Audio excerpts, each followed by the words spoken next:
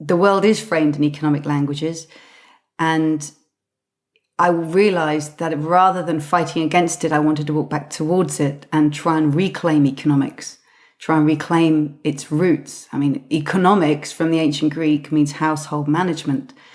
And when Xenophon first wrote a pamphlet called The Economist, he was talking about the management of a single estate. How should you manage your slaves and your vineyards? Should you allow your wife to be in charge or not? And towards the end of his life, he looked up to the next level. He looked at the management of the city-state, his hometown of Athens, and began to think about the economics of managing that. And then 2,000 years later in Scotland, Adam Smith raised our sights to the next level and said, actually, economics is about managing the nation-state and asking why one nation thrives while another has not yet taken off. Well, I think it's time for us to move to the next level and go from the household to the city to the nation. Now it's the planetary household we need to think about. So to me, economics in the 21st century means managing our planetary household. And there could be no more urgent and exciting cause to be involved in. We need a generation of household managers who are managing our planetary home in the interest of all its inhabitants. So in that vein, in that spirit, I've walked back towards economics and want to reclaim that word and broaden it so that we actually start to think about managing our household this century. You start the book, Doughnut Economics, which comes out on the 6th of April this year. You start it with a powerful statement that you say, the most powerful tool in economics is not money, nor even algebra. It is a pencil. Because with a pencil, you can redraw the world. And I think part of that goes back to what you were saying before about reimagining and the image within economics. But also you bring in this assumption of economics being that which relates to money or algebra or equations or diagrams. So if you were to take that problem or that challenge and you were to go upstream to the root of it, why have over history, why has economics become reduced to numbers and diagrams and this type of thing? Why has it come to this? That is a great question, and it fascinates me as to how it's become framed so narrowly. I would say one of the major reasons why economics has been reduced to a very particular kinds of diagrams and very particular numbers and algebra is, I would say, it goes back to 1870, when in the UK there was William Stanley Jevons, who was an engineer who wanted becoming an economist.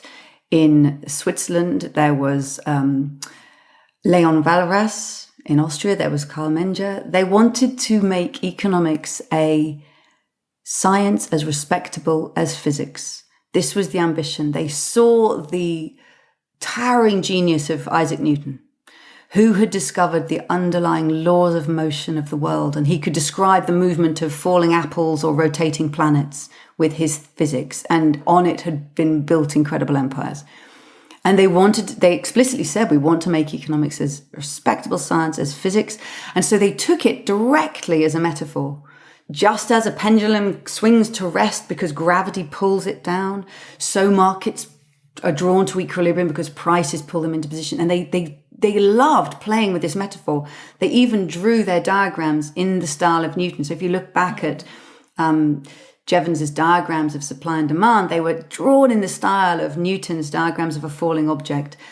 So it was the desire to be like physics, which then again drives the mathematization, not just from the diagrams resembling physics, but then the mathematization to pin this thing down, but also to find out the underlying laws of motion. And I think that's probably been the most pernicious result of this desire to be like physics, to look for the laws of motion, as if the economy, the way the world works, was driven by these laws that we needed to discover.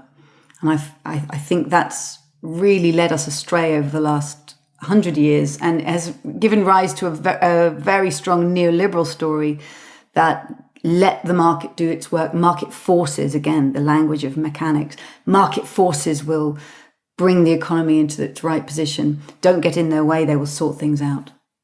In your book, Doughnut Economics, you redraw economics. You go from these Newton-like forms and algebraic equations to something more circular, something with space, with maybe even ambiguity or potential for looking different in different places, and value oriented as well. So can you talk about that new model, that drawing that you have come to be the leader of? So the donut.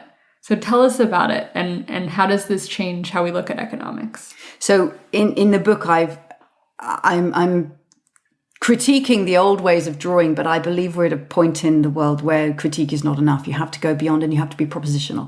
You have to stick your neck out and say, I believe in this, I stand for this new diagram, even if it's evolving and it's imperfect. And so that's what I've tried to do in the book, showing old economics through 7 diagrams and now replacing them with 7 propositions for new diagrams that are part of a 21st century journey that we're on.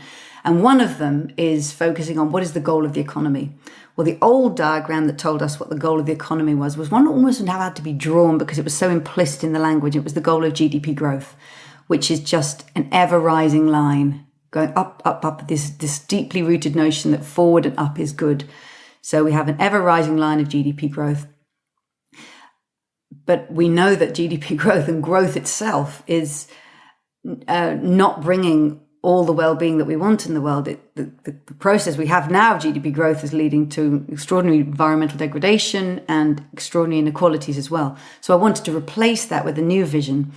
And the one I've drawn, slightly crazy though it sounds, looks like a donut, an American one with a hole in the middle. So if you imagine an American donut with a hole in the middle, that hole in the middle is the whole donut is trying to represent a vision of the world in which we can meet the needs of all within the means of our planet. That's the vision of human well-being that it's depicting, so that every person has the resources and the abilities to meet their needs and rights to food, water, health, education, housing, community connection, energy, political voice. So we can meet all of those so that we can all lead lives of dignity and opportunity, but that we can do so within the means of the planet, within this extraordinary benevolent phase of our planet's history, the last 11,000 years, in which the planet's stability has been so generous to allow humanity to flourish. So the donut tries to capture that in one image. So if you think of this American donut with a hole in the middle, when people are falling short on life's essentials, they would be falling into that hole in the middle of the donut. That's a space of human deprivation. And we want to get them out of that hole in the middle and into the donut itself. But if we put too much pressure on Earth's life-giving systems, such as on the climate system or the fresh water cycle or the oceans or the ozone layer, we would push our planet out of this extraordinary stability that it's given us. And that would be like going beyond the donut's outer crust. So you don't want to fall short on human well-being into the center of the donut, and you don't want to overshoot the planet's capacity beyond the outside edges of the donut. We want to be in that donut-shaped space in between the two. And suddenly, when you draw it like that, the shape or the feel, the pulse of what progress looks like is no longer this ever-rising line going up, up, up, up, up. It's a thriving balance. It's a balance between meeting the needs of all within the means of our planet. And it's going to take all our human ingenuity this century to figure out how to do that for 10 billion, perhaps more people. All our ingenuity about different ways of governing ourselves, the kinds of technologies we use, the different ways of provisioning, whether through the market, the household, the state, or the commons, to figure out how to do that wisely and well. That's what makes it so exciting to be an economist now. One of the 7 invitations to think like a 21st century economist at the end is to go from growth addicted to growth agnostic. And you've talked a little bit about growth. What do you mean by that? How are we growth addicted, and how could we be growth agnostic? So the drive to replace GDP has been going on for over a decade. Actually for 30 years, let's say, people coming up with alternative indicators to GDP and some powerful ones and compelling ones. But I think we would be wrong to think that just because we came up with a good indicator that better captured what human progress might look like, that somehow this really would just replace GDP as a metric. And the reason I think that is because over hundreds of years, and particularly I'd say over the last 100 years, economies, particularly in high-income industrialized economies with very complex financial systems, those economies have been altered throughout their process, at the political level, at the social and cultural level, to become dependent upon growth, so that the financial system, the political system, and even the social system expects, depends, and demands continual growth of GDP. I'll give you examples of that. So the financial system demands it because you've got first the financial search for gain, as Polanyi wrote in the 1940s. That search for gain really transformed how economies were designed, and how that attempt to accumulate and the power of capital transforms an economy so that it's structured now around this notion of continual growth. Positive interest rates put in place the need for growth in order to repay those positive interest rates. Politically, nations' economies are addicted to growth, and I would say one of the ways is because every government, think of the G20, they get together every year and there's a portrait taken of all the G20 leaders. And I think of that as the G20 family photo. No leader wants to be ousted from the G20 family photo. But if they don't keep their economy growing, they may find themselves ousted by the next East Asian powerhouse that's coming through. So what matters is not absolute wealth of a nation, it's relative wealth in terms of your geopolitical power. So there's a real challenge there that at the geopolitical level, every country needs to keep growing in order to keep up with its neighbors in terms of having geopolitical power and military power. How do we crack that nut? That's a real lock-in to a growth mentality. Governments also want their economies to keep growing because rather than raising taxes, they'd like tax revenue to grow because the economy has grown, not because they had to put the percentage of tax up. So the desire to have low taxes means if tax revenue is going to grow, your economy really needs to be growing so you're getting more revenue back. Another lock-in to that growth mentality. And then the last one, the social lock-in, 100 years of consumerism, kicked off, I'd say, by Edward Bernays, the nephew of Lucian Freud. Fascinatingly, he took his uncle's psychotherapy theories and applied them to shopping therapy, and realized that he can influence people and persuade them that by buying something new, you will transform your life and make it better. We've been addicted to that psychological consumerism over 100 years. How do we overcome that now and unhook from that deeply rooted desire now that buying something more is what makes our lives better? So financially, politically, and socially, we've been hooked into growth and hooked into the dependence on GDP. And the way I like to think of it is that today we have an economy that has to grow whether or not it makes us thrive. What we need is an economy that makes us thrive whether or not it grows. And I say very clearly whether or not it grows, because for some people, they very clearly believe that GDP growth must stop and GDP growth must go down. I think when we look at the transformations that are required in our economies and our societies, in terms of shifting to renewable energy, in terms of creating regenerative economics that uses a circular pattern of resource use, in terms of redistributing resources between people, it's not obvious to me whether GDP first needs to go up and then maybe it'll flatten and go down, or maybe it'll go down and then go up. I can't predict that or foresee that. And I find it strange when people feel such a conviction that it will go up or it will go down. GDP is just the number of goods and services, the value of goods and services exchanged in the market today. It's only one segment of those different forms of provisioning we care about. So I think of it as a response variable. It should be responding to the design needs of the economy.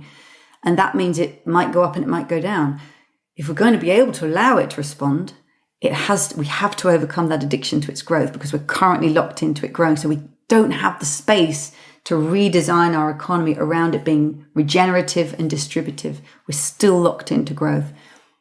Yeah, so being part of being growth agnostic is, again, this complexity or systems way of looking at it, where you really can't just isolate one thing and predict where it goes, because it's within a whole complex system of things that are happening. Yes, and I would just say that I think our societies have become deeply addicted to growth at a very psychological level. And the cognitive scientist George Lakoff has done some fantastic work on the metaphors we live by. And one of the most profound metaphors we live by, he says, is the idea that progress is forwards and up. Think of a child learning to crawl and then walk. Think of the way we draw humanity's, the depiction of humanity coming from the apes and up to Homo sapiens. It's drawn as a sort of lolloping ape and then standing up, Homo erectus, and walking, striding forward and up. So we're like in some sort of Peter Pan phase of economics. We think we're always going to be growing, but nothing in nature grows forever. And if you take anything that you love and imagine what would happen to it if it grew forever, it will either destroy itself or destroy the system upon which it depends. Yeah, I think about cancer as... Right. And people often say, well, cancer grows forever, but even cancer doesn't grow forever because it kills the host on which it depends. So from a systems point of view, growth is a healthy phase that then reaches maturity. Whether it's of a tree, of your children's feet, of the Amazon forest, why would that not also apply to human activity that's monetized? Why would there not be a point at which it's reached a mature size within the life-giving systems that sustain us? It seems very strange to me that economists have a deeply set belief that growth can just continue forever. If you admit to yourself or begin to recognize that perhaps the economy's growth might be most healthy if it's like all other kinds of growth in the universe, which is it goes through a growth phase and then it matures, then we can ask ourselves a question, where are we now on that growth journey? To which I also don't know the answer. Are some economies reaching the peak of their growth phase? I don't know, but if they're growth addicted, they won't be allowed to. That's why we need to be growth agnostic, so that if we're reaching the peak of growth at which the growth phases needs to be allowed to stop and the economy can just become, as some would say, steady state. It's still large, it's as large as it is today, but it stops expanding. It can only do that if it's no longer addicted to growth.